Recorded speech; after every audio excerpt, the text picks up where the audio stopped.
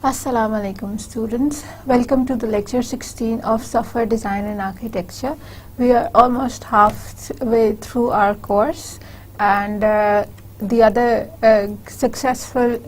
successfully finished our architectural section, and we are now moving more towards the detailed design part, and I'll give you a quick recap of what we did in the architectural section before we begin our design section. ठीक है, तो इससे आज हमारा तकरीबन halfway course हो गया है और हमने एक मेजर मॉड्यूल जो आर्किटेक्चर वाला मॉड्यूल था वो हमने कवर कर लिया है। तो इससे पहले कि हम डिटेल डिज़ाइन को शुरू करें, मैं आपको थोड़ा आर्किटेक्चर का जो हूँ रिव्यू दे देती हूँ। ठीक है, अब आर्किटेक्चर क्या है? पहली बात, architecture is part of design. ठीक है, architecture is part of design. Design में यहाँ पे बात हो रही है डिजाइन एज अ फेज की। ठीक है, so every time you consider design as a phase, we consider it comprising of two parts, one the architecture and second the detailed design. ठीक है, तो आर्किटेक्चर जो है वो हमारे डिजाइनिंग का ही पार्ट है। इस वजह से उसके ऊपर जो रूल्स एंड रेगुलेशंस लगती हैं, जो उसके लिए गाइडलाइंस हैं, जो इसके लिए बातें हैं, वो सारी उसी तरह जो हमारी डिजाइन की थी। ठीक है, इसका मीनिंग क्या है कि आर्किटेक्चर में भी हमारे पास क्वालिटी कंसिडरेशंस बहुत ज़्यादा होती हैं। We are constantly focusing on कि कौन कौन से एट्रीब्यूट्स, क्वालिटी एट्रीब्यूट्स जो हैं वो हम आर्किटेक्चर के थ्रू अचीव कर सकते हैं, और कौन से जो है हमें हाईएस्ट कंसिडरेशन या टॉप मोस्ट प्रायोरिटी में रखने चाहिए। ठीक है, अब आर्किटेक्चर है तो डिजाइन का पार्ट ही, लेकिन हमने फिर इसको दो फेजेस में डिवाइड क्यों किया? एक को हम आर्किटेक्चर क्यों कहते हैं और एक को हम फिर डिजाइन, डिटेल्ड डिजाइन क्यों कहते हैं? क्यों?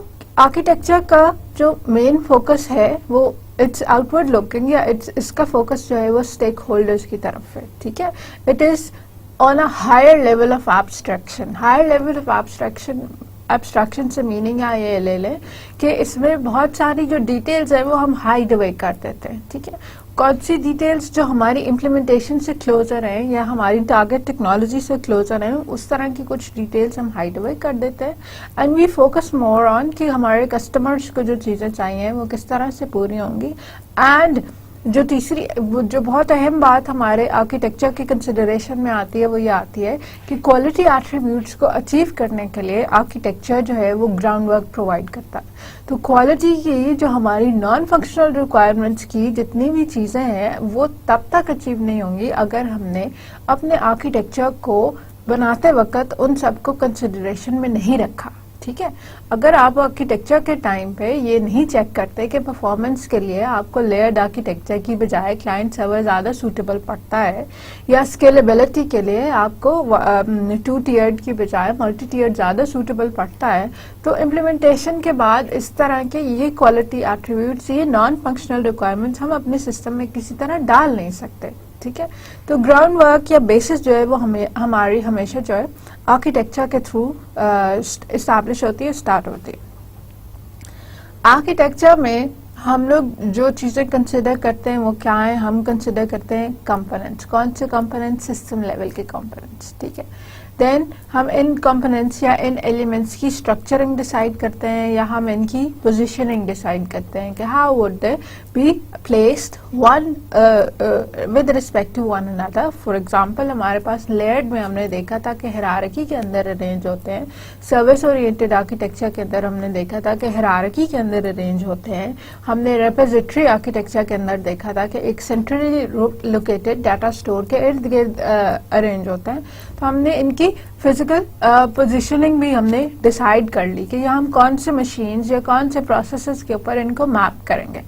फायदा क्या हुआ उससे कि अब जो इनकी फिजिकल पोजीशनिंग है वो हमारे जो कंट्रोल के ट्रांसफर है उसको किसी न किसी फॉर्म में किसी न किसी हद तक रेगुलेट कर लेती है। ठीक है, अब ये बता देती है कि अगर ये डिस्ट्रीब्यूटेड हैं तो इनकी कम्युनिकेशन कैसे हो सकती है, और अगर ये सेंट्रली लोकेटेड हैं तो इनकी कम्युनिकेशन किस तरह से हो सकती है। ठीक है, तो हमारी कम्युनिकेशन हमारी दूसरी पार्ट है और वो डिपेंड करता है किस पे कि हमने इसकी स्ट्रक्चरिंग किस तरह से की हुई है। ठीक, सो कनेक्शंस जो हमारी कम्युनिकेशन एस्टैब्लिश करने के काम आते हैं, और तीसरी चीज़ है कंस्ट्रेंट्स। ठीक है, कंस्ट्रेंट्स ये डिफाइन करते हैं कि किसी भी आर्किटेक्चर को अप्लाई करने के लिए कौन से रूल्स हैं जो हम कंपलसरी फॉलो करें, what are the major things that you must do in order for your architecture to be completely specified, क्या है कि जो नहीं करना, क्या है कि जो कैसे करना है। ठीक है, हमने जो नेक्स्ट चीज की थी वो हमने किए थे बहुत सारे आर्किटेक्चरल स्टाइल्स या पैटर्न्स किए थे। ठीक है, देन वी सॉ कि हमारे आर्किटेक्चरल स्टाइल या पैटर्न्स की डिफरेंट कैटेगरीज होते हैं। ठीक, हायरार्किकल इन नेचर होते हैं, डिस्ट्रीब्यूटेड इन नेचर होते हैं। डिस्ट्रीब्यूटेड में client server service oriented architectures होते हैं। फिर हमारे पास डाटा फ्लो और डाटा सेंटर्ड आर्किटेक्चर्स होते हैं। हमारे पास कंपोनेंट बेस्ड आर्किटेक्चर्स होते हैं। और हमने इंडिविजुअली इन सब की जो है वो प्रॉपर्टीज चेक की थी। हमने ये चेक किया था इनको बनाने के तरीके क्या हैं, इनके लिए एप्लीकेबल डोमेन्स क्या हैं, कौन कौन से जो है एरियाज जहाँ पे आप इनको अप्लाई कर सकते हैं, कब आपको अप्लाई करना चाहिए, when would it be suitable, कब आपको अप्लाई नहीं करना चाहिए, कब it would be more problematic. तो ये सारे जो रूल्स हैं, चीज़ें हैं, रेगुलेशंस हैं, ये सब की सब हमने देखी थी with in multiple previous lectures. ठीक है, जो लास्ट टाइम हमने कवर किया था, स्पेसिफिकली लास्ट लेक्चर में जो हमने किया था, that was component based architecture.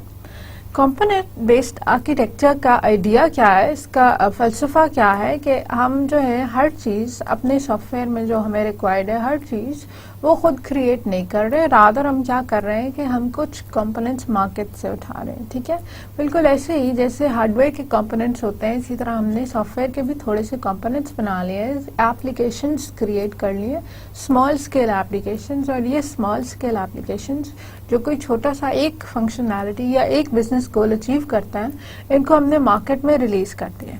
अब मार्केट में रिलीज करने का फायदा क्या है कि everyone who requires these can buy these. ठीक, तो हमने ये किया कि हमने छोटे छोटे कंपोनेंट्स बनाए और उन कंपोनेंट्स को मार्केट में दे दिया।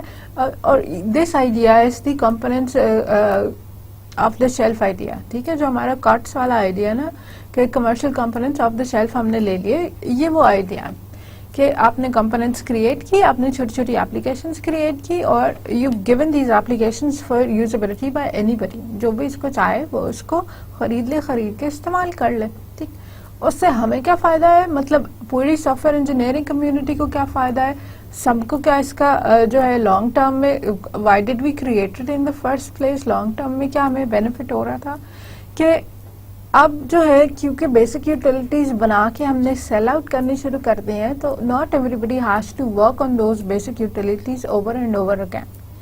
जब एक चीज आपको मार्केट में बनी बनाई मिल रही है तो आपको वो खुद बना के उसके ऊपर अपने टाइम और रिसोर्सेज इस्तेमाल नहीं करने पड़ रहे। ठीक है, हो सकता है आपकी अपनी एक्सपर्टीज उस फील्ड की हो भी नहीं, तो आपको जो है वो जो एक्स्ट्रा काम करना पड़ रहा था कि आपको सीखना भी पड़ना था और फिर बनाना भी पड़ना था, और वो एन मुमकिन है कि उस क्वालिटी का प्रोडक्ट निकलता भी नहीं, उस क्वालिटी की एप्लीकेशन आप बना भी ना सकते जिस क्वालिटी की आपको रिक्वायर्ड है, क्योंकि आपकी एक्सपर्टीज डिफरेंट है।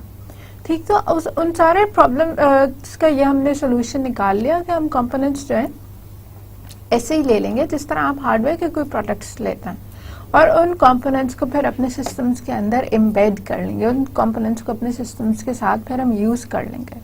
तो जहाँ पे भी आप कंपोनेंट्स की कलेक्शंस के साथ, आप कंपोनेंट्स के एक ढेर के साथ जो है एक पूरी एप्लीकेशन क्रिएट करने की एबिलिटी अपने सॉफ्टवेयर के अंदर डाल रहे हैं, तो वो हमारे पास कंपोनेंट बेस्ड आर्किटेक्चर है। ठीक है, तो कंपोनेंट बेस्ड आर्किटेक्चर ये स्पेसिफाई करता है कि your software would be comprised of multiple components. ठीक है, और ये सारा हमारे लिए इसलिए ज़रूरी है कि हम इससे रीयूजेबिलिटी अचीव करना चाहते हैं। हमारे पास क्योंकि कंपोनेंट्स इंडिपेंडेंट एंटिटीज हैं तो वो इजीली रीयूजेबल हैं। आज का हमारा एजेंडा क्या है कि हम इंटरफेस डिज़ाइन को देखें। इंटरफेस डिज़ाइन पहले तो हम ये इस्टेब्लिश करें कि होता क्या है, और यहाँ पे स्पेसिफिकली इंटरफेस डिज़ाइन से हमारा कंसर्न यूज़र इंटरफेस डिज़ाइन है। तो let's see what that is. फिर हम देखेंगे कि इसके स्टाइल्स ऑफ इंटरफेसेस क्या हैं, कौन कौन से 2-3 हमारे पास इस तरह के तरीके हैं कि जिनसे हम इंटरफेसेस क्रिएट कर सकते हैं।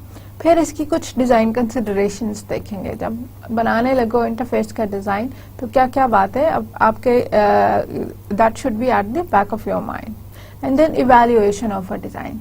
अगर हम यूज़र इंटरफेस डिज़ाइन को इवैल्यूएट करेंगे, ये अंदाज़ा हम कैसे लगाएंगे कि ये वाला यूज़र इंटरफेस डिज़ाइन जो है ये गुड डिज़ाइन है और ये दूसरे वाला जो है वो बैड डिज़ाइन है।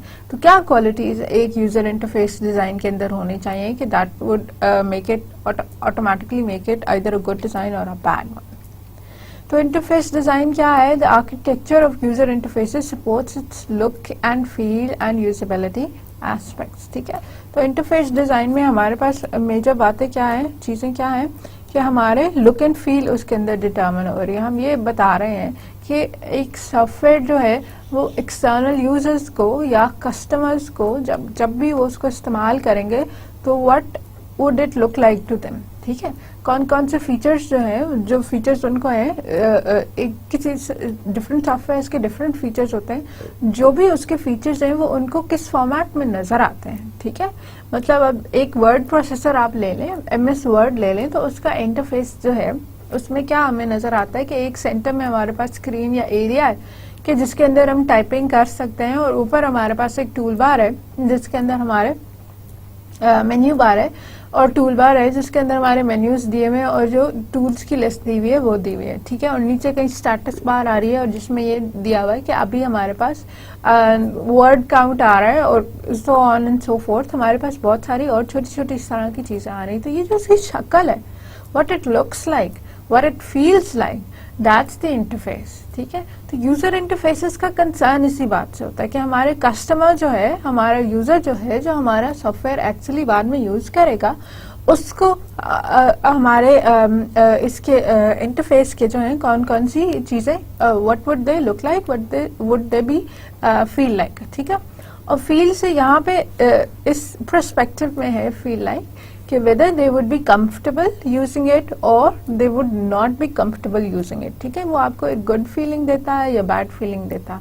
अगर तो मुझे समझ आ रही है कि फाइल के अंदर लिखा हुआ है, फाइल लिखा हुआ है तो इसके अंदर कौन कौन सी ऑप्शंस अवेलेबल होंगी, अगर सेव लिखा हुआ है तो इसका मतलब है कि मेरा डॉक्यूमेंट सेव हो जाएगा, तो that would give me a good feeling.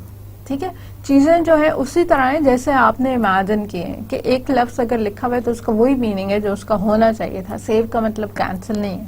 ठीक है, या मेरे पास जो है वो जो प्रॉम्प्ट बॉक्स आ रहा है या डायलॉग बॉक्स आ रहा है उसके अंदर जो मुझसे कंफर्मेशन मैसेज है वो इतना कंफ्यूजिंग नहीं है कि मुझे समझ ही ना आए कि ओके दबा दूं या कैंसिल दबा दूं। ठीक है, तो उसमें दैट्स जो फील वाला एस्पेक्ट है वो इससे रिलेटेड है कि अगर कस्टमर जो है वो अच्छी तरह से यूज कर सकेगा तो उसकी ओवरऑल फील जो है वो भी नाइस आएगी, सॉफ्टवेयर की फील जो है वो भी पॉजिटिव आएगी। The evolution from textual interfaces to graphical can give us an idea about why the look and feel of the usability came to be। ठीक है, इसी आइडिया को अगर आपने समझना हो कि हमने क्यों इतना यूजर इंटरफेसेस पे फोकस किया, हमने इनकी स्टडी के ऊपर, इनकी बाकी सारी चीज़ों के ऊपर, why did we want these in the first place, तो आप वो कंसिडर कर लें कि हमारे पास पहले जो थे टेक्सचुअल इंटरफेसेस थे तो वो किस तरह के लग रहे थे। आप में से अगर किसी ने कमांड प्रॉम्प्ट के ऊपर चीज़ें चलाई हो, इवन अगर हम जावा ही आपने चलाई हो, तो आपको याद होगा कि कमांड प्रॉम्प्ट पे हर चीज़ के लिए आपका जो है एक पूरी कमांड लिखनी पड़ती है। अगर आपने सेव करना है, अगर आपने कंपाइल करना है, अगर आपने एग्जीक्यूट करना है, अगर आपने कुछ भी करना है तो आपको हर चीज़ टाइप करनी पड़ती है और टाइप करने में अक्सर आपको एग्जैक्टली कमांड्स याद भी नहीं होती कि क्या थी और क्या नहीं थी।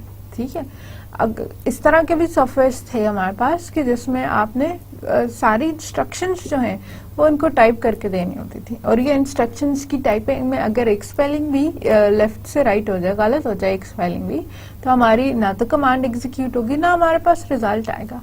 That was tedious. ठीक है, दैट वाज टेडियस, वो आपको थका देता था सॉफ्टवेयर का इस्तेमाल ही कि याद रखो और चीज़ें करो और हर ज़रा सी मिस्टेक जो है that could cost you.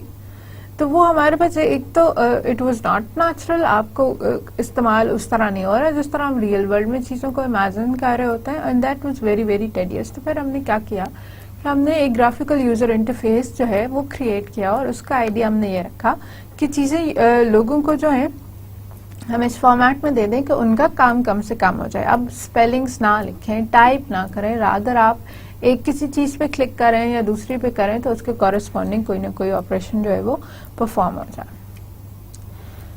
A user interface itself, especially the graphical user interface, is a sophisticated software. ठीक है, अब ये तो हमने बड़े आराम से सोच लिया कि हम टेक्सचुअल इंटरफेस जो है वो अब नहीं बनाया करेंगे, रादर हम यूजर इंटरफेस बनाया करेंगे।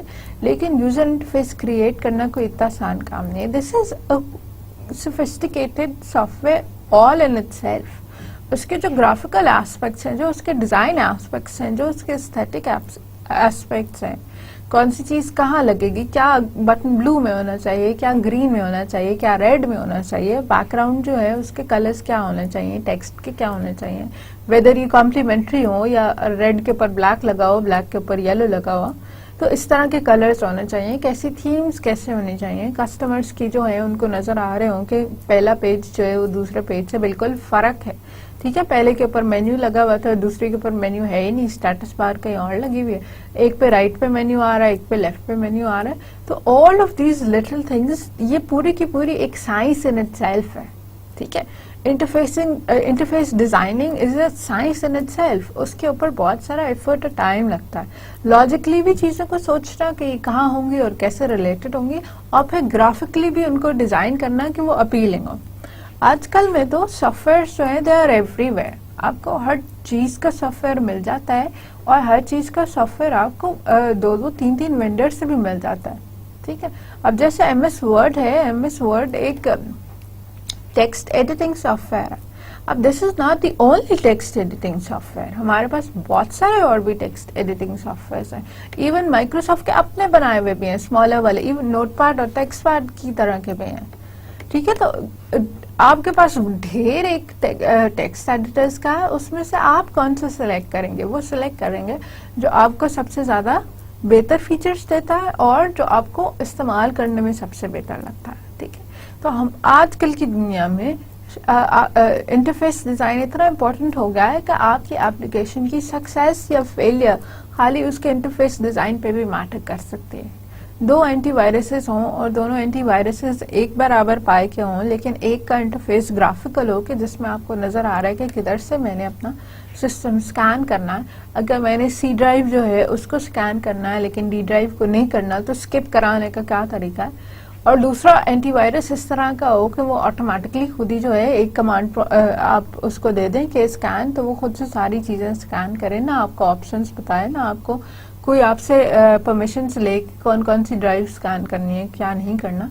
तो इन दोनों में विच software would you choose? Of course the first one. ठीक है, क्योंकि फर्स्ट वन में जो है हमारे पास कुछ सर्टेन अमाउंट ऑफ कंट्रोल है और हम उसकी खाली यूजर इंटरफेस से देख के बता सकते हैं कि क्या क्या चीज जो है वो हो सकती, क्या नहीं हो सकती। जो दूसरा सॉफ्टवेयर है कर तो वो भी वही वाले काम रहा है, लेकिन वो अपनी मर्जी से कर रहा है। ठीक है, और वो हम लोगों को ऑप्शंस नहीं दे रहा, उसके इंटरफेस पे ऐसे नहीं है। ठीक है, उसकी ये ऑप्शंस जो है हमें हार्ड कोड करनी पड़ती है, कहीं और जाके टाइप करनी पड़ती है, तो वो हमारे लिए बहुत कॉम्प्लिकेटेड हो जाता है। ठीक है, this user interface, especially the graphical user interface, is a sophisticated software. It needs codes not only for displaying, arranging and laying out all button labels and components, but also for linking these elements in the interface with internal functions. ठीक है, तो code लिखते हैं हम। आप पहले भी हमने जब MVC की बात की तो मॉडल व्यू कंट्रोलर जो सॉफ्टवेयर आर्किटेक्चर है, जब हमने उसकी बात की तब भी हमने व्यूज को थोड़ा सा देखा था कि व्यूज क्या होता है, और उसमें हमने ये देखा था कि व्यूज के कॉरेस्पॉन्डिंग हमें कोड लिखना पड़ता।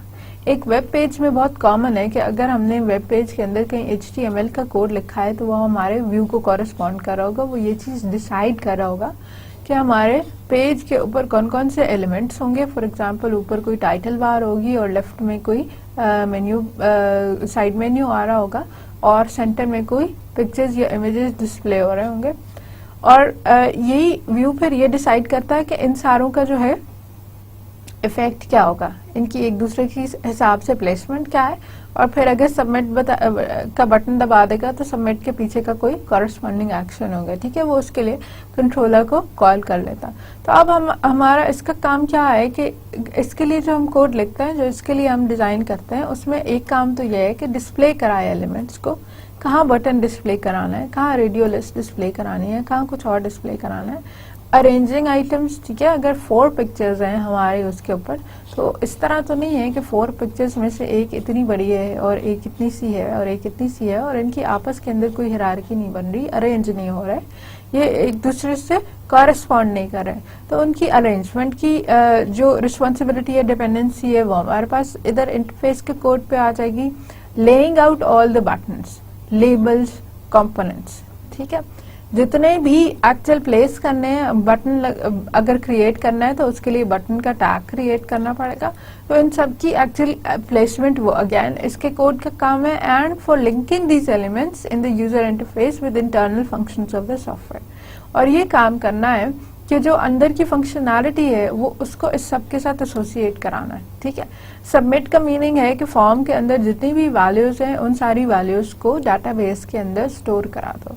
तो सबमिट को एसोसिएट कराना है किसी इस तरह के फंक्शंस के साथ कि जो डाटाबेस के अंदर चीज़ों को स्टोर कर ले, ठीक है। बाकी ये फंक्शन कैसे काम करता है वो हमारे इंटरफेस का कंसर्न नहीं है।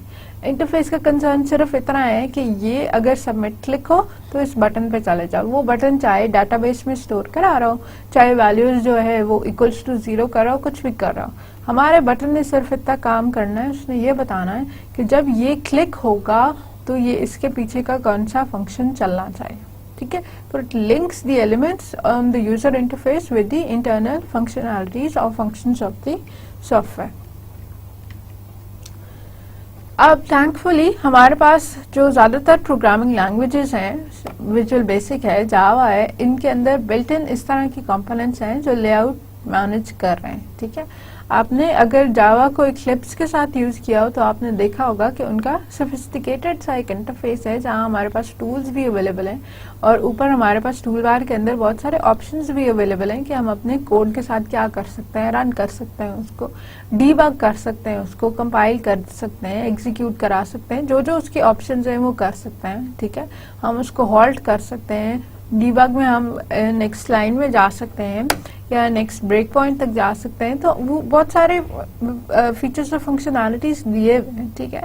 तो आप जितने सॉफ्टवेयर हैं वो ना सिर्फ ये कि ग्राफिकल यूजर इंटरफेस पे ही चल रहे हैं, कमांड प्रॉम्प्ट वाली बात जो है या टेक्सचुअल वाली बात ऑलमोस्ट ऑब्सोलीट हो ही चुके हैं। दूसरा ये कि जो हमारे पास डेवलपमेंट एनवायरनमेंट है वो डेवलपमेंट एनवायरनमेंट हमें फैसिलिटेट करती हैं ग्राफिकल यूजर इंटरफेसेस क्रिएट करने के लिए, ठीक है। जावा में अगर आपने एक बटन लगाना है तो आप टूल बार में से बटन उठा के अपनी जो एप्लीकेशन है, एप्लीकेशन का कोड जहां आप लिख रहे हैं वहां से इधर एम्बेड कर सकते हैं, ठीक है। टूल बार में बटन्स की लिस्ट दी हुई है, एक रेडियो बटन दिया हुआ है, एक हमारे पास चेक बॉक्स दिया हुआ है, एक रेगुलर बटन दिया हुआ है, एक टेक्स्ट बॉक्स दिया हुआ है। तो हम ड्रैग एंड ड्रॉप करके चीजें या वहां से चीजें यहाँ ला के थ्रू आवर प्रोग्रामिंग लैंग्वेज आराम से ग्राफिकल यूजर इंटरफेसेस क्रिएट कर सकते हैं। Many IDEs, अब ये भी वही डेवलपमेंट एनवायरनमेंट है, integrated development environment, support drag and drop metaphors for making the implementation of the graphical user interface ease है, ठीक है। वही वाली बात कि बहुत सारे इस तरह के हमारे पास IDEs हैं जो सपोर्ट करते हैं इन चीज़ों को ड्रैग एंड ड्रॉप करना। या हमारे पास एक दी हुई होती है जनरल टूल्स और ये दिया हुआ होता है। अगर आपने फोटोशॉप फॉर एग्जांपल यूज की हुई हो तो फोटोशॉप के अंदर भी ये है, ये साइड पे हमारे पास टूल्स दिए हुए होते हैं। तो आप लेयर्स को है ना जो वो ड्रैग करके एक और लेयर ऐड कर सकते हैं, ठीक है। इमेजेस को ड्रैग करके हम एक और इमेज ऐड कर सकते हैं। तो IDEs भी इसी तरह का काम करते हैं कि हमारे पास एक लिस्ट मौजूद है, फॉर एग्जांपल एक टेक्स्ट बॉक्स मौजूद है, रेडियो बटन मौजूद है और आप इसको ड्रैग करके अगर आप अपनी वर्किंग एनवायरनमेंट के अंदर ले जाएंगे तो फिर वर्किंग एनवायरनमेंट के अंदर हमारे इस कंट्रोल से एसोसिएटेड एक कंट्रोल क्रिएट हो जाएगा। अगर आपने टेक्स्ट बॉक्स खींच के इधर लेकर आए थे तो यहाँ पे एक टेक्स्ट बॉक्स क्रिएट हो जाएगा और अगर आप रेडियो बटन खींच के इधर लेकर आए थे तो यहाँ पे एक रेडियो बटन जो है वो क्रिएट हो जाएगा। अब इसमें फिर एक बात आती है लुक एंड फील या सिंटैक्स ऑफ इंटरफेसेस। ये हम किसको कहते हैं? The design and implementation of the look and feel are based on the belief that most humans know how to appreciate artwork। ठीक, हम सारे इसकी जो डिजाइनिंग है, जो इसकी हम ये बात क्रिएट करना चाह रहे हैं, ये बात देखना चाह रहे हैं कि हम कहाँ पे क्या प्लेस करेंगे, कैसे प्लेस करेंगे, ओवरऑल सारी हमारी एप्लीकेशन की थीम क्या होगी, ये सारी the underlying concept over here is that human beings can appreciate art work. We see what art is and we like that. ठीक है, हमें मालूम है कि एक खूबसूरत आर्ट वर्क किसको कहते हैं, और हम अपने यूजर इंटरफेसेस के अंदर किसी अमाउंट तक वही आर्ट लाना चाह रहे हैं. ठीक है, जरूरत तो हमारी कमांड प्रॉम्प्ट से भी पूरी हो रही थी, टेक्स्ट फॉर्मेट की इनपुट से भी पूरी हो रही थी, लेकिन वो हमारे लिए इतना अपीलिंग नहीं था, इतना एक्साइटिंग नहीं था. ठीक है, वो हमारे लिए एक बोरिंग और टेडियस हुआ था. तो अब हमने क्या किया कि ग्राफिकल यूजर इंटरफेसेस क्रिएट कर लिए, और ग्राफिकल यूजर इंटरफेसेस हमने उस फिलॉसफी पे बनाए जिस फिलॉसफी पे आर्ट वर्क क्रिएट होता है. एक्साइटिंग, अपीलिंग, जो सूदिंग टू द आईज हो, जिसको देख के आपको एक हैप्पी फीलिंग आती है कि हाँ, this looks good, everything looks good. In general, graphical interfaces have three styles: static, dynamic and customizable. 3 इनके बेसिक स्टाइल्स होते हैं: स्टैटिक, डायनामिक और कस्टमाइजेबल. इसमें से स्टैटिक स्टाइल क्या है? स्टैटिक स्टाइल तब है यूजर इंटरफेसेस का when the static user interface refers to those user interfaces that have statically prefixed components and compositions. ठीक है, तो स्टैटिक इंटरफेस हमारे पास तब होता है जब हमारे पास कंपोनेंट्स जो हैं और उनकी कॉम्पोजिशंस जो हैं वो प्रीफिक्स हो गई हैं या ऑलरेडी डिसाइडेड हो गई हैं, हमने एक जगह पे स्टोर करके रख लिए कि हर बार इसी तरह इसी फॉर्मेट में होंगे. जिस तरह विंडोज का कैलकुलेटर है, विंडोज के कैलकुलेटर के ऊपर आपके पास हमेशा बटन्स जो हैं वो यहीं पे आते हैं. ठीक है, आप अपनी मर्जी से चेंज नहीं कर सकते. हम ये नहीं कर सकते कि किसी टाइम के ऊपर ये बटन इधर डिस्प्ले हो रहा हो और किसी दूसरे टाइम के ऊपर जो है बटन कहीं और डिस्प्ले हो जाए. ठीक है, तो it is always like that कि हमारे स्टैटिक स्टाइल के अंदर जो है हमारे बटन्स एक ही फॉर्मेट में डिस्प्ले हो रहे होंगे, हमारे पास जो रेडियो बटन्स हैं वो एक ही फॉर्मेट में डिस्प्ले हो रहे होंगे. अगर कोई चेक बॉक्सेस हैं, कोई और आइटम्स हैं, अब जैसे इसी एग्जाम्पल में आप अगर स्क्रीन पे देख सकते हैं कि select the type of unit you want to convert, तो उसके अंदर हमारे पास ये एंगल्स दिया हुआ है या डिग्रीज दिया हुआ है. तो इसके अंदर ये ड्रॉप डाउन लिस्ट्स हैं.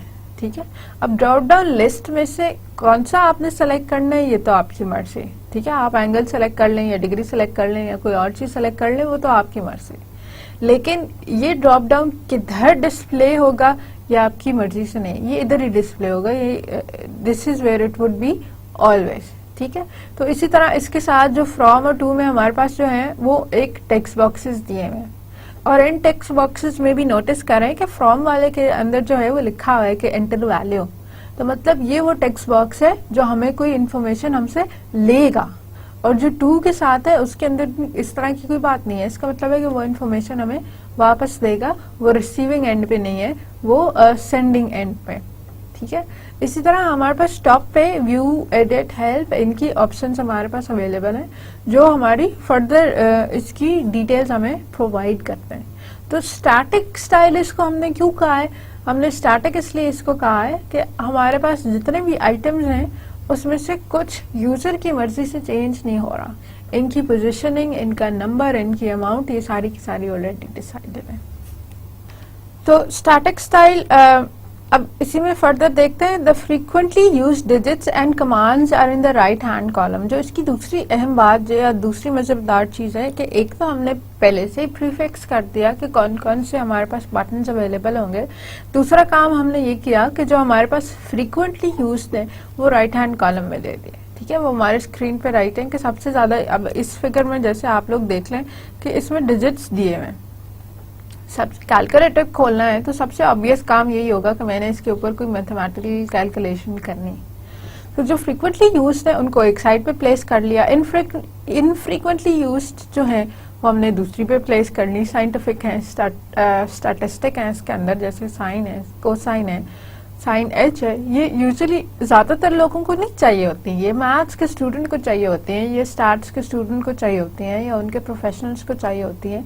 लेकिन मेरे जैसे मेरे और आपके जैसे जो हैं बहुत सारे लोग वो इस कैलकुलेटर से इतना सही काम करते हैं कि हम अपनी सिंपल मैथमेटिकल कोई कॉम्पिटिशन्स परफॉर्म कर रहे होते हैं. ठीक है।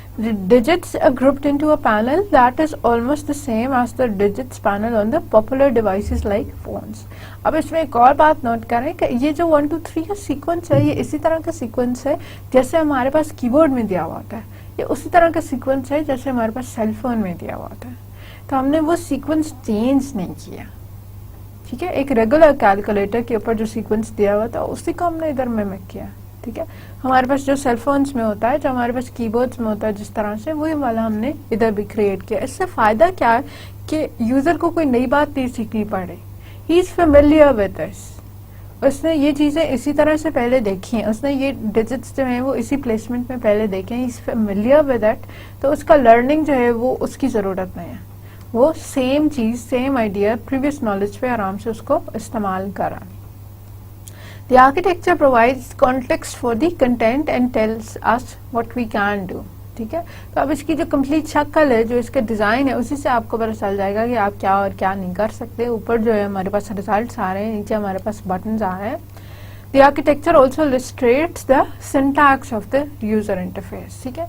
तो अब इन्हीं जो स्क्रीन्स का डिजाइन है, उस डिजाइन से हमें ये तो पता चल जाता है कि कॉन्टेक्स्ट क्या है। ये कैलकुलेटर है तो this is what it would look like. Content क्या है कि अच्छा अब कैलकुलेटर के अंदर एक्चुअली बटन्स, डिजिट्स वाले बटन जो है वो 10 होने चाहिए। फिर हमारे पास जो है मैथमेटिकल फंक्शंस होने चाहिए, उनके भी होने चाहिए। डिग्रीज रेडियंस की कन्वर्जन के लिए रेडियो बटन्स होने चाहिए, ठीक है।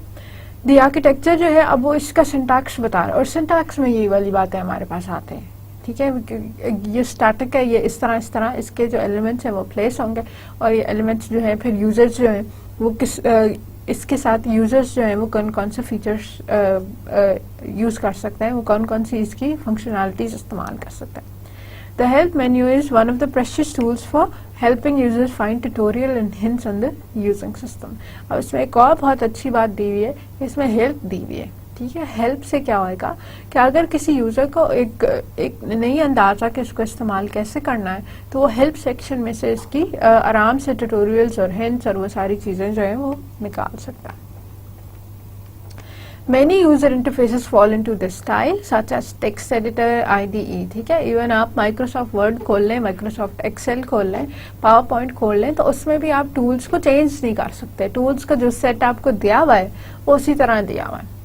User interfaces are well defined in the sense that they usually developed by professionals and many are commercial products, ठीक है।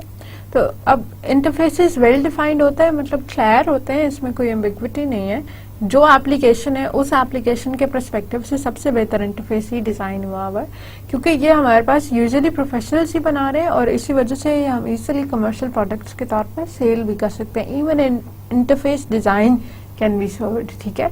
हम प्रोडक्ट तो बेच ही रहे हैं, जो कैलकुलेटर हमने बना लिया है वो उसको आप एज कैलकुलेटर तो बेच ही सकते हैं, आप इवन उसका डिजाइन भी बेच सकते हैं। आप डिजाइन के भी प्रॉपर्टी राइट्स देके you can even sell your design to other purchasers or other users. IDEs have a clearly defined application domain and serving targets that of supporting program development with the selected programming language, ठीक है। तो IDEs में भी हमारे पास जो है application domain और उसके जो उससे रिलेटेड चीज़ें हैं वो क्लियरली डिफाइन होकर हमारे पास आई हुई हैं। तो आप IDEs में से ही सोफिस्टिकेटेड ग्राफिकल यूजर इंटरफेस बना सकते हैं। An IDE deals with a certain set of menus such as file, edit, search, build, run, so on, ठीक है। The organization and layout of these user interfaces can be summarized in the following types, ठीक है। 4 हमारे पास types हैं, 1 dimensional, 2 dimensional, 3 dimensional and 4 dimensional. 1 dimensional layout है जिसके अंदर हमारी एक सिंपल मेन्यू बार होती है, ठीक है। जैसे कि हमारे पास MS का नोट पैड है या वर्ड पैड है, कि आपने उसके ऊपर एक खाली जो है आपको दी हुई होगी एक बार, और उस बार के अंदर जो फीचर्स हैं, सेव वाला फीचर है, एडिट वाला, ओपन वाला फीचर है, जो भी उसके अंदर दिए हुए वो एक बार के अंदर दिए हुए, ठीक है। 2D लेआउट्स क्या है कि जिसमें एक्स डायरेक्शन में भी हमारे पास कोई ना कोई फीचर्स अवेलेबल है और वाई के अंदर भी है, ठीक है। तो अब कुछ ऑप्शंस मेरे पास ये ऊपर दिए हुए थे और कुछ एडेड ऑप्शंस जो है वो मेरे पास किसी लेफ्ट या राइट साइड पैनल में दिए हुए हैं। ठीक है, जैसे विजुअल बेसिक का एडिटर है कि कुछ हमारे पास टूल्स जो हैं वो इधर मौजूद है और कुछ हमारे पास मेन्यूज जो है वो ऊपर मौजूद है। 3D लेआउट्स क्या है? ये वो उस तरह के लेआउट्स हैं कि जिसमें आपके पास X, Y, Z 3 different directions के अंदर जो है वो टूल्स या ऑप्शंस या फर्दर जो है फीचर्स वो अवेलेबल हैं। एक तो हमारे पास ऊपर उसी तरह मेन्यू बार दी हुई है, उसके अंदर बहुत सारे फीचर्स हमारे पास दिए हुए हैं। देन हमारे पास एक लेफ्ट राइट की एक साइड बार दी हुई है और उस साइड बार के अंदर बहुत से फीचर्स हैं। फिर हमारे पास टैब्स दिए हुए हैं और इस हर टैब के अंदर एक डिफरेंट सेट ऑफ टूल्स हैं। ठीक है, अगर आपने विजुअल स्टूडियो इस्तेमाल किया हो तो उसमें बड़ा कॉमनली ये होता है कि अगर आप सर्वर वाला टैब उसके अंदर खोल लें तो सर्वर वाले टैब के अंदर फर्क ऑप्शंस आते हैं। ठीक है, और यहीं से अगर आप जो है आप सोल्यूशन एक्सप्लोरर खोल लें उसके अंदर कुछ और आता है। यहीं पे एक और प्रॉपर्टीज का टैब होता है, अगर आप वो खोल लें तो उसके अंदर और आता है। तो इसमें से जो भी सिलेक्ट करेंगे उसकी बेसिस पे जो नीचे वाले हमारे पास अवेलेबल टूल जो चॉइसेस हैं वो चेंज हो जाएंगे। यूएमएल के लिए अगर आपने विजियो यूज किया हो तो विजियो में भी यही होता है कि हमारे विजियो के अंदर जो है वो भी आपके पास टॉप के ऊपर मेन्यू बार दी हुई है और साइड पे भी आपके पास एक ऑप्शंस की लिस्ट दी हुई है। उसमें से जो आप करंटली सेलेक्ट करते हैं, जो आपकी करंट सिलेक्शन है, आइदर स्टैटिक स्ट्रक्चर्स है या डायनामिक स्ट्रक्चर्स हैं, उन स्टैटिक या डायनामिक स्ट्रक्चर्स की बेसिस पे उसके अंदर जो पड़े हुए टूल्स हैं, उसके अंदर जो पड़े हुए ग्राफिकल नोटेशंस हैं वो चेंज हो जाते हैं। अब फिर और आखिरी हमारे पास 4D लेआउट्स हैं। 4D लेआउट्स में ये आपको एक एग्जांपल दी हुई है माया की, ये एक ग्राफिकल सॉफ्टवेयर है। इसमें अगर आप देखें तो हमारे पास सबसे ऊपर तो वही 1D वाली बात है कि हमारे पास कुछ ना कुछ सेट ऑफ मेन्यूज दिया हुआ है। फिर ठीक है, फिर हमारे पास साइड पे एक और मेन्यू दिया हुआ है। ठीक है, एक हमारे पास वर्क स्पेस दी हुई है। जो साइड वाला मेन्यू है इसमें से भी अगर आप कुछ सेलेक्ट करें तो उसकी बेसिस पे हमारे फीचर्स चेंज हो जाते हैं। अदर देन दैट हमारे पास पॉपअप मेन्यूज भी है। ठीक है, इसकी बेसिस पे हमारा एक और कंप्लीट सेट खुल रहा है जो अपने उसके अंदर फीचर्स दिए हुए। तो ये जो पॉपअप मेन्यूज हैं ये भी चेंज हो जाते हैं अगर आप इसमें से कोई भी एक चीज जो है वो चेंज करते हैं। तो this transformation that creates another direction, ये एक और डायमेंशन की तरह ही एक्ट करता है, जैसे हमने 4th डायमेंशन इसमें ऐड करते हो। मेन्यू है एक्स डायरेक्शन के अलोंग, टूल बार्स हैं वाई डायरेक्शन के अलोंग, टैब्स हैं जेड डायरेक्शन के अलोंग और with each menu sets for which include the animation and modeling and dynamics change from one to other part of the menu is changed। आपके menu के अंदर जो features दिए हुए हैं वो भी उसकी बेसिस पे चेंज हो जाता है कि आपने करंटली कौन सी जो है मेन्यू सेट खोला हुआ है। एनिमेशन खोली हुई है तो एनिमेशन की बिल्कुल डिफरेंट टूल्स होंगे, मॉडलिंग खोली हुई है तो उसके बिल्कुल डिफरेंट होंगे, डायनामिक्स में अगर आप कुछ कर रहे हैं, रेंडरिंग में कर रहे हैं तो उसके बिल्कुल डिफरेंट जो है टूल्स अवेलेबल होंगे। तो ये था स्टैटिक स्टाइल। स्टैटिक में प्राइमरीली क्या है कि जो नंबर ऑफ टूल्स अवेलेबल हैं वो चेंज नहीं होंगे। ठीक है, पोजीशनिंग 100% स्टैटिक भी हो सकती है कि जिस तरह हमारे पास 1D में था कि बस ऊपर जो लगे हुए दैट्स इट, और जो है ये भी हो सकता है कि जिस तरह 3D या 4D में है कि आपने एक डिफरेंट व्यू सेलेक्ट किया तो डिफरेंट सेट ऑफ ऑप्शंस आपके पास आ गए, लेकिन कौन से ऑप्शंस हैं ये पहले से प्री डिसाइडेड है, ये आप चेंज नहीं करें। और ऑप्शंस की जो प्लेस है कि वो किधर आएगा और किधर नहीं डिस्प्ले होगा ये भी आपके डेवलपर्स डिजाइनर्स ने जो है ऑलरेडी डिसाइड कर लिया हुआ है। डायनामिक स्टाइल क्या है? डायनामिक स्टाइल वो है कि जहां पे हमारे पास यूजर्स से भी एक सर्टेन अमाउंट में फीडबैक मिलता है और हम उस फीडबैक की बेसिस पे अपने इंटरफेस को थोड़ा सा चेंज कर लेते हैं। ठीक है, इंटरेस्टिंग कॉन्सेप्ट है।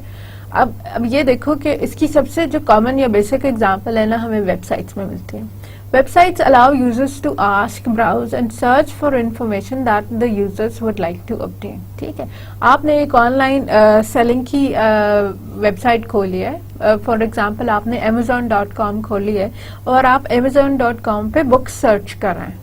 तो अब जब आपने किसी एक बुक्स वाली कैटेगरी के अंदर गए तो आप उसने आपको बुक्स खोल दी, चाहे वो जिस मर्जी सब्जेक्ट से रिलेटेड थी। सारी तो आपको नहीं चाहिए, आपको कंप्यूटर साइंस चाहिए, ठीक है। तो आपने फिल्टर कर दिए रिजल्ट्स, ठीक है, रिजल्ट्स फिल्टर कर दिया, आपने चेक लगा दिया कि ये अगर कंप्यूटर साइंस से रिलेटेड है, फिर खोल लो। तो अब जो है आपकी स्क्रीन चेंज हो गई, अब उसके ऊपर जो चीजें आ रही हैं जिनसे आप इंटरैक्ट कर सकते हैं वो डिफरेंट हो गई।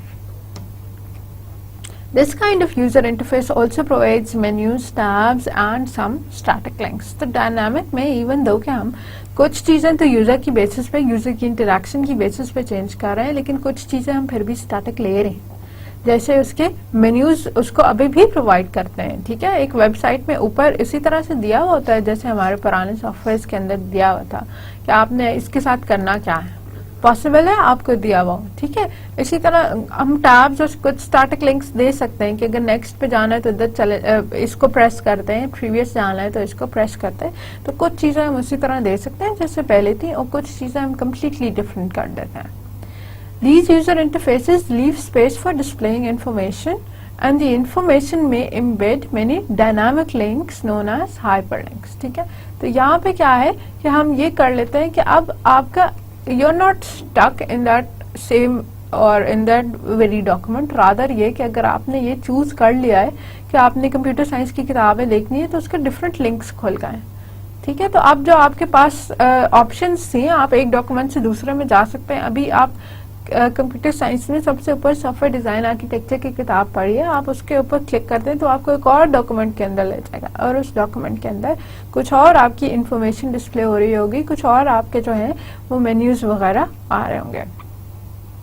These dynamic hyperlinks are not part of the prefixed interface but are dynamic occurrences of components that guide users from one page to another, ठीक है।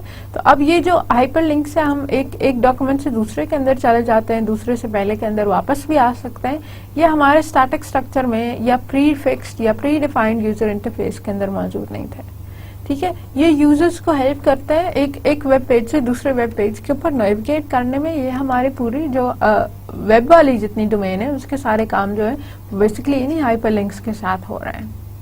A website needs to accept a user's query, conducting search and display the results with further searching links that dynamically depend on the display contents. तो एक particular time में user को कौन सा page display होगा ये यूजर की choices पे अवेलेबल है, चॉइसेस पे डिपेंड करता है सारी, ठीक है। अगर मैंने कंप्यूटर्स खोलने हैं तो कंप्यूटर्स वाला पेज ही होगा, ठीक है। अब कंप्यूटर्स के पेज को मैं चेंज नहीं कर सकती, उसमें अभी भी वही ऊपर बार लगी हुई होगी और साइड भी चीजें लगी होंगी, that is the same.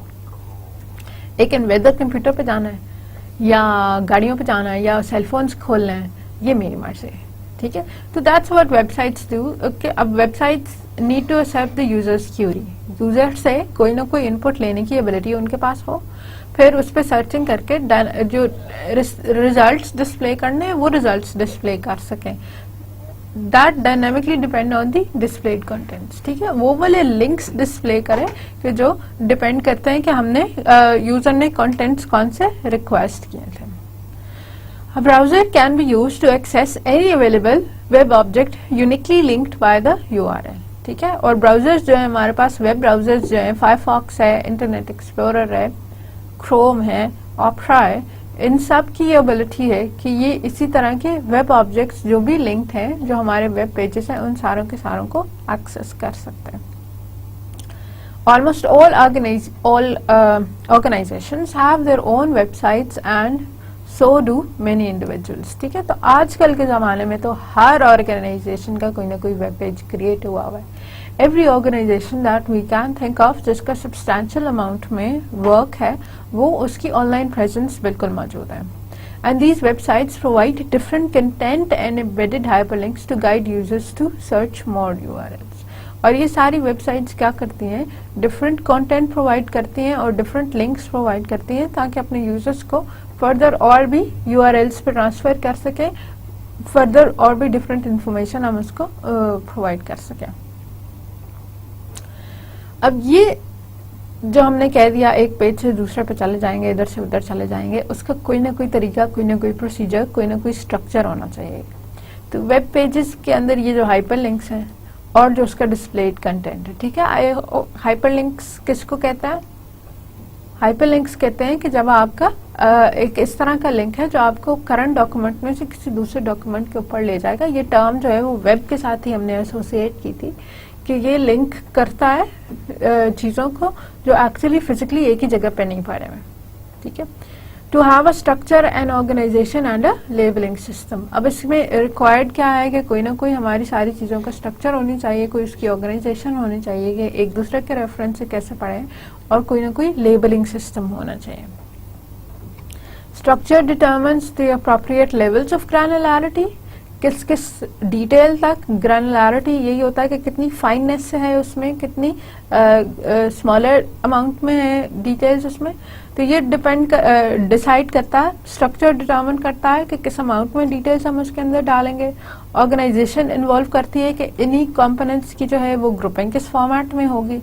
Distinctive categories में मतलब आपने ये कर दिया कि जो मेन्यू के सारे आइटम्स हैं वो यहाँ लगा दिए, सर्च बार जो है वो यहाँ लगा दी, और उसके रिजल्ट सारे इधर लगा दिए। तो ये जितने रिजल्ट्स हैं ये एक ही बॉक्स के अंदर आ गए, एक ही स्पेस के अंदर आ गए।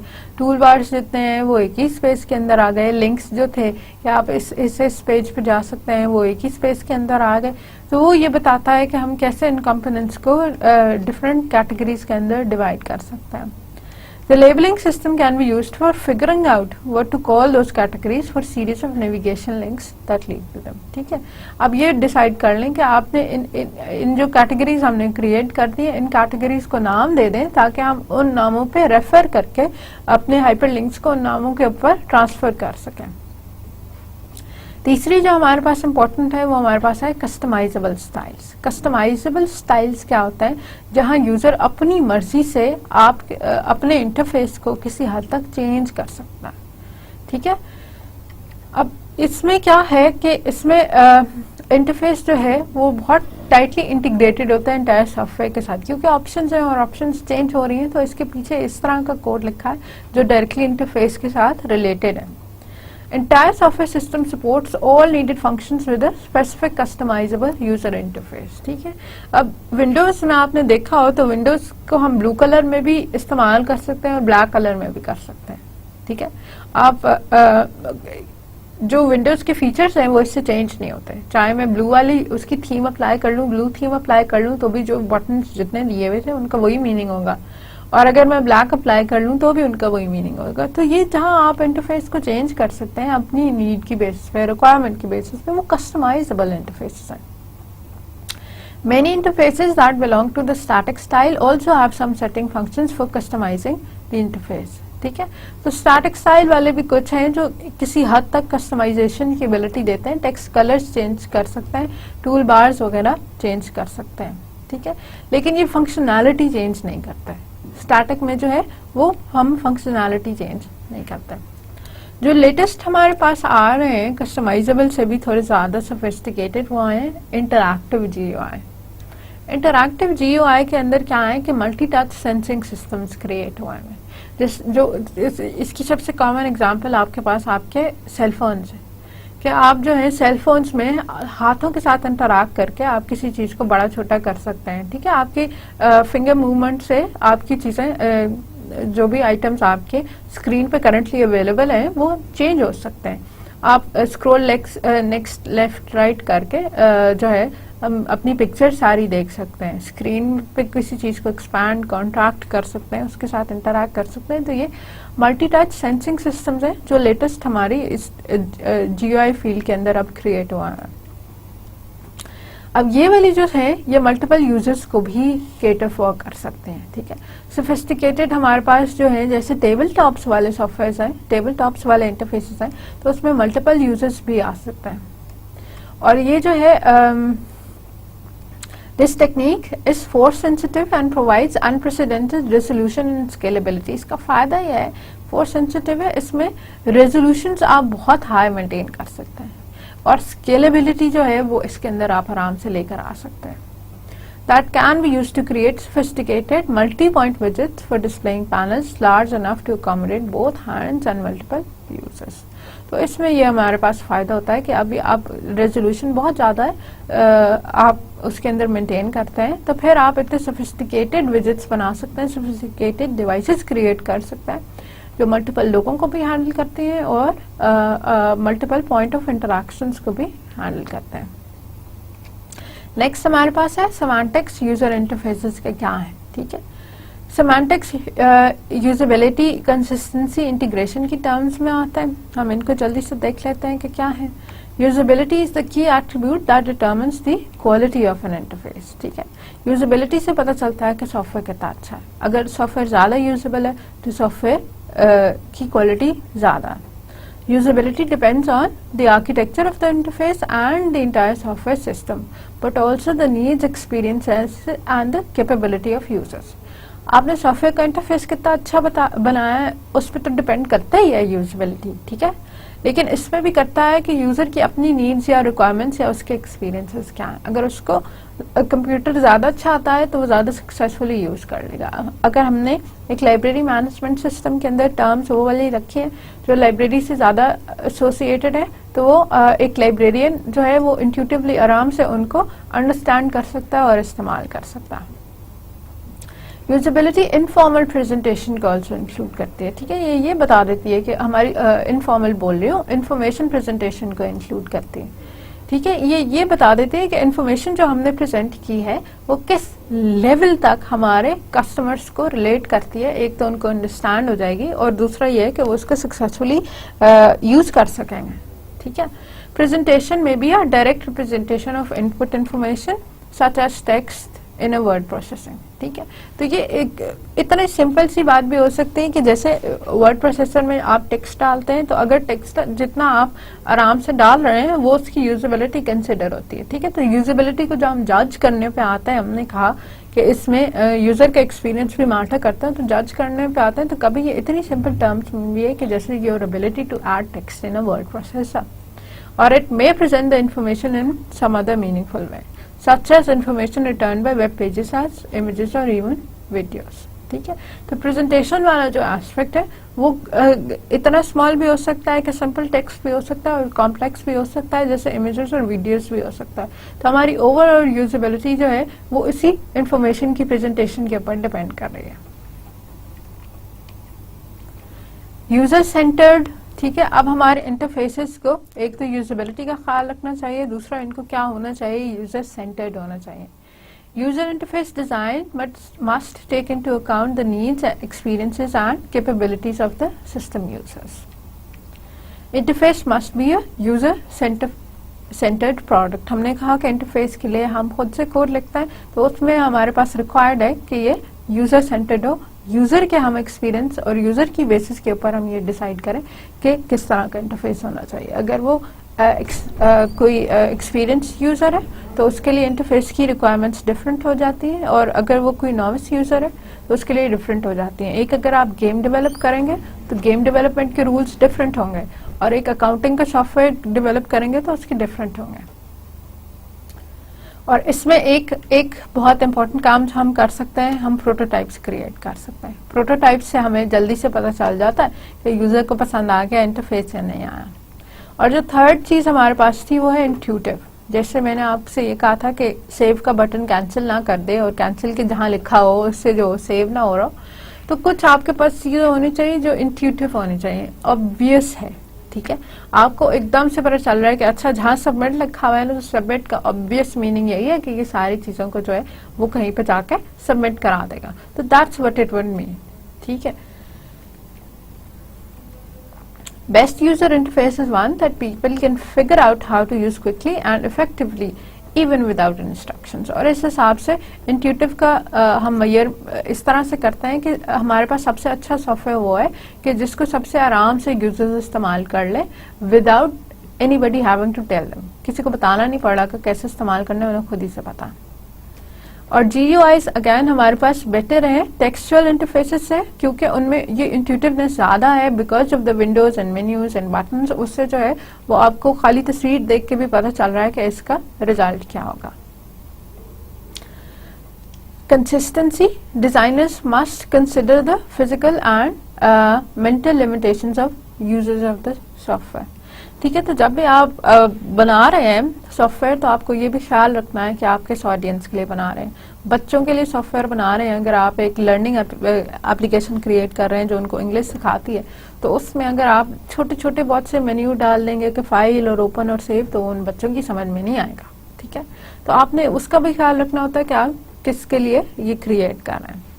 Need to recognise the limitations on the size of short term memory. ठीक है, फिर ये भी है कि हर ऑप्शन हर बार यूजर्स याद नहीं रख सकते, तो आपने इसीलिए हमारे पास इंटरफेसेस के ऊपर पहली जगह पे ही सारे बटन्स डायरेक्टली लगे हुए होते हैं कि आपको बटन्स देख के पता चल जाए कि क्या किधर करना था, आपको याद ना रखना पड़े कि सेव के लिए इधर जाके ये वाली की दबानी थी, फिर ऐसे करना था, फिर ऐसे करना था, फिर ऐसे करना था। मेन इंटरफेस पे ही वो सब आपको दिया हुआ है। और टर्म्स एंड कॉन्सेप्ट्स जो हम इंटरफेस में यूज करते हैं वो सब वही होने चाहिए जो यूजर्स एंटिसिपेट करते हैं अपनी रियल वर्ल्ड के एक्सपीरियंसेस से। ठीक है, and they should be consistent in that comparable operations can be activated in the same way. जो एक ही जैसी चीजें हैं उनको करने का प्रोसेस एक ही जैसा होना चाहिए। इंटीग्रेशन होनी चाहिए या इंटीग्रेटेड यूजर इंटरफेसेस होने चाहिए so that the system should integrate smoothly with other applications. ठीक है, अब इसमें ये ऐसे ही होना, आपके सॉफ्टवेयर ने किसी और सॉफ्टवेयर के साथ कम्युनिकेट करना है तो वो मुश्किल ना हो। जैसे हम ये करते हैं कि वर्ड के ऊपर कोई चीज कॉपी करते हैं तो आप उसको एक्सेल में भी प्लेस कर सकते हैं, और एक्सेल में कोई चीज कॉपी करते हैं तो वर्ड में भी प्लेस कर सकते हैं। क्यों? और फिर जो मजे की बात है उनकी कमांड सेम है, Ctrl+C और Ctrl+X दोनों में चलता है।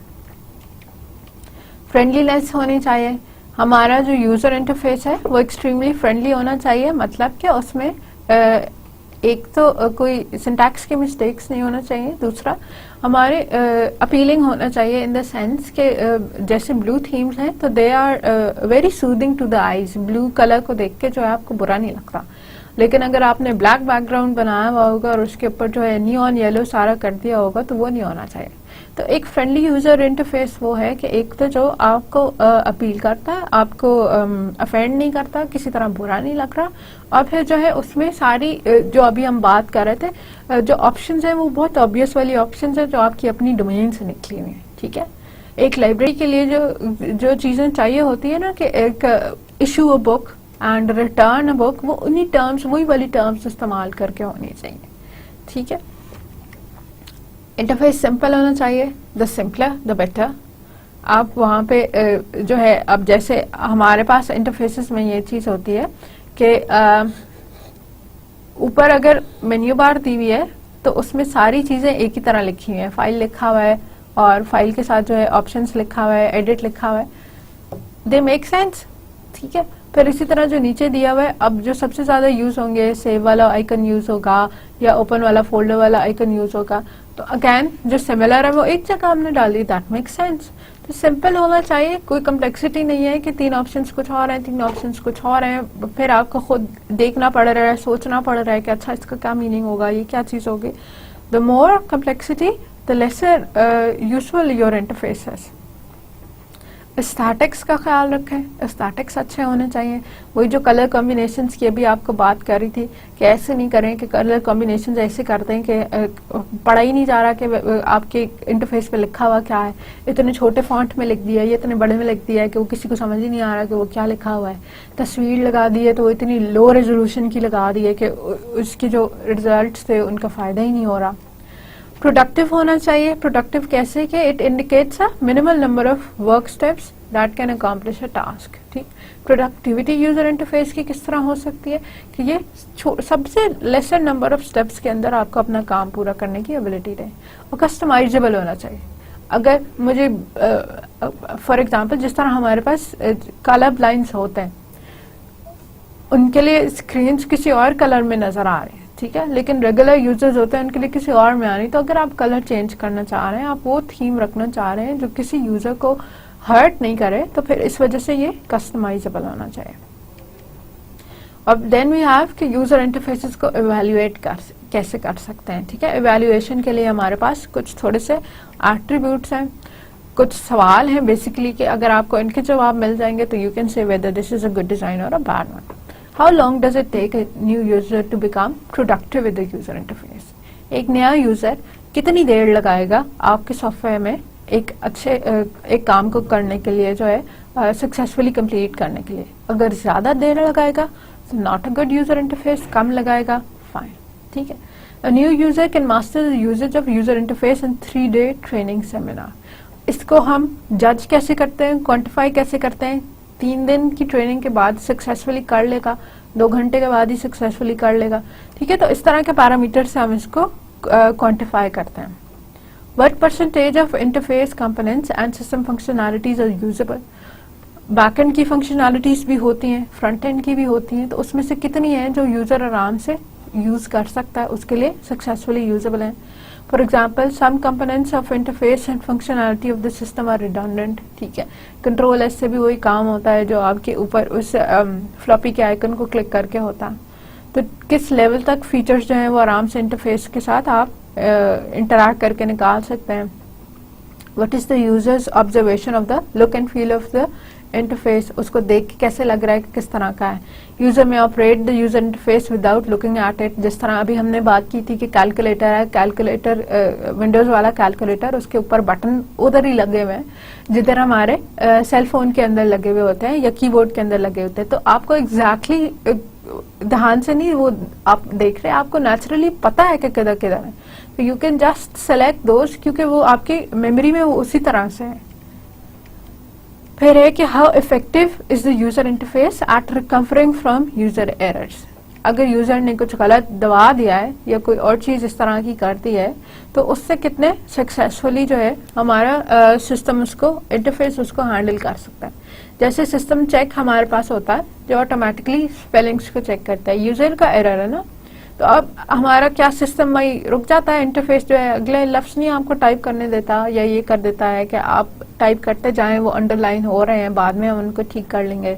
फिर इसी तरह ये है कि हम चीज़ों को अंडू वाली ऑप्शन जो दे देते हैं या रीडू वाली ऑप्शन दे देते हैं, ताकि अगर गलती से कोई चीज़ डिलीट हो गई है तो आप उसको you can step 1 back, take 1 step back or 2 steps back or maybe 50 steps back.